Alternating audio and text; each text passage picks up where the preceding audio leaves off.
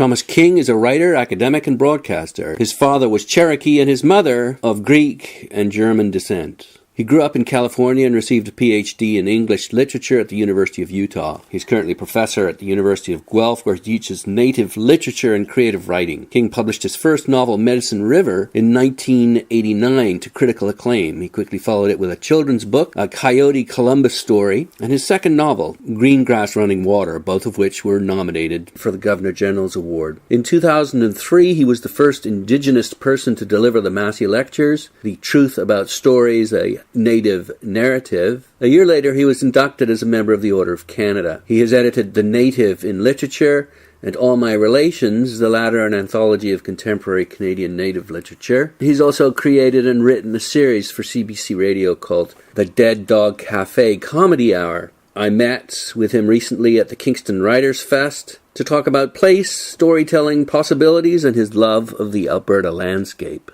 I run a website called Literary Tourist. So the place and myth and literature. So the first question is, why is land so important to the Indian? I suspect that land is important to a great many people. In North America, it has become less important because it's become a commodity. And because people move so readily and there's so much motion within the population, so that land has lost a lot of the force that it had before. For Native people, in part, because we have a long history with a particular piece of real estate, and in part because the reserves themselves are Native homelands, and so they're there in place because of that long history and all of the stories associated with the land, the ceremonies associated with the land. I think land plays a larger part in our lives than it does in other people. But you could certainly have non-natives who occupied a piece of land for hundreds of years who might have the same relationship to it that we do.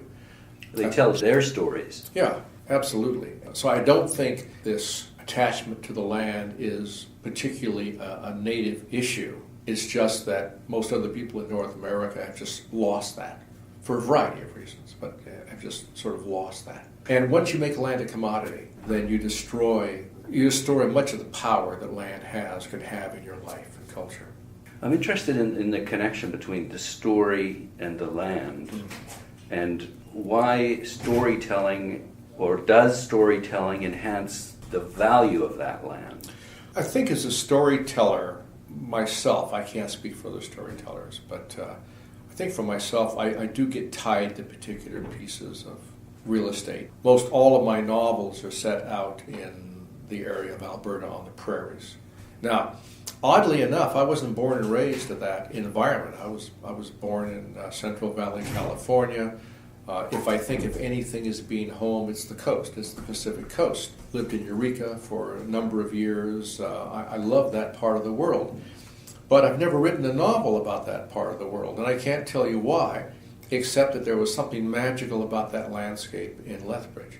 Now, I didn't like the wind. I didn't like the dryness. I mean, it got so dry there in the winters you could rub your elbows together and start a fire. But there was something about that landscape, and maybe it was because the Blackfoot were there, and I got in with the Blackfoot, and I've got a lot of friends on the reserve. Maybe it was because they took me around that landscape and showed me what it was. But it's a powerful landscape for me. And oddly enough, the new novel I've just finished that'll come out in September of 2014 called The Back of the Turtle is the first novel that'll be set someplace else. It's set on the coast. I finally went back to the coast and I said, before I die, I've got to write a book about the coast because I spent so many years out there. But it's the Alberta landscape that captures my imagination. Can we dig down a bit further into that? We can try. No, we don't want to hit oil, but we want to... Well, we might want to hit oil. What is it that makes that place so worthy of your spending so much time thinking and putting your imaginative powers together with it? Well, it's hard to describe it, but as best I can, one, there is a mythical quality to that landscape. It feels ancient. It feels vast. When you stand on the prairies around Alberta, you feel very small, especially under that sky that goes on forever. If you hang out with the people on the reserve at Standoff and Brockett, at Siksika outside of Calgary, Gleason, and they start telling the stories about the land and, their families, you get a real sense that there is this continuous story that is a part of the land is a part of the stories. It's a powerful thing. Why it's powerful for one person and not for the next person, I don't know. I can't tell you that. But for me, I've always felt kind of small and insignificant on that landscape, but it wasn't a bad thing. It sort of set me in my place and gave me a sense of, where my position in that natural world. Awe or wonder, or yeah, there really was. I mean, sometimes in the late afternoon when the light dropped down and slanted across the prairies, it was spectacular, just stunning. I mean, a lot of times the wind was blowing and drove me nuts, but there were magical moments, and I never found that any place else except possibly the coast every so often. But the Alberta landscape was it just infected my imagination in a way that nothing else did. So how can someone else try to replicate that experience? I have no idea.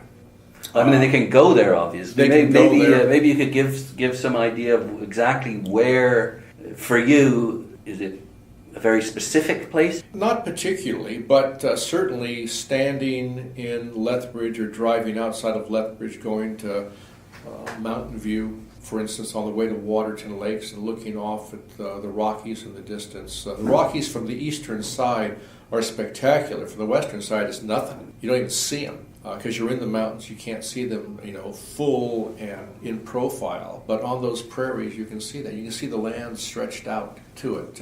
Rivers turn silver in the late afternoon.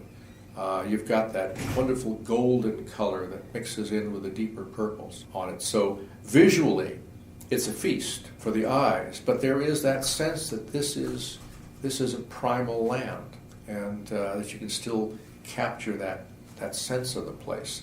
So Lethbridge, working your way west, there are a couple of places on the Blackfoot Reserve at Standoff. Belly Buttes, where some of the sun dances take place, is a magical spot. Just absolutely magical. And you can, as a visitor, you can contact them and say, I'd like to participate somehow? I don't know what their rules are now. When I was there, I think they were reasonably, I wouldn't say welcoming, but tolerant of people coming in to watch the sun dance. Normally, it's good to have an invite. A family that will, say, come on in and stay in our lodge during the Sundance. Part of the ceremony you're not allowed to see. Some of the ceremony is more public. Now, that was when I was there. I don't know what the Blackfoot have decided to do since then. Is there one of your books that best captures what we've just been talking about? Oh boy, oh boy, oh boy. They all deal with it. If you were talking about the people off the reserve and that community, then Medicine River would be the one. If we're talking about the mythology of the place, then maybe Green Grass Running Water. If we're talking about the landscape itself, a sense of the landscape, a sense of the smells and the light and everything else, I guess it would be Truth in Bright Water, which is my favorite novel of the bunch. Why is that? I don't know. It started off. I started off the novel. It was supposed to be a novel about my mother. And I'd called her up and said, Mom, I'm going to write a novel that's about you. And there was a long pause on the phone. And I said, are you worried? And she says, no. She says, by the time you finish, I won't recognize myself. And I said, no, that's not true. I said, I'm going to write a book about you, and you just watch. And so I started writing this novel. And as long as I was writing the novel about my mother, I could not do it, because one of my rules in fiction is you have to be willing to hurt everybody. You have to be willing to kill all the characters. You have to be willing to be naughty to them. And I couldn't mistreat this one character who was my mother. So I had to go back and start all over again and throw the idea that I was doing a book about my mother. And so I wrote the book, and I was very pleased with it, sent it to her, and I said, what do you think? And she says, I don't recognize myself anywhere there. And I had to admit, okay, I tried to do it about her, but couldn't in the end. But that wasn't the question. What was the question? Why is it your favorite? I mean, obviously, your mother was she was very, very important in your life because of the absence of your father. Yes, exactly.